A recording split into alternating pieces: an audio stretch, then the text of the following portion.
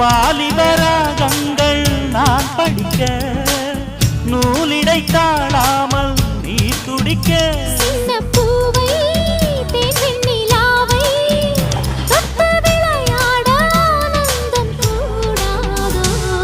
பாண்டியனின் ராஜ்யத்தில் புயலாலா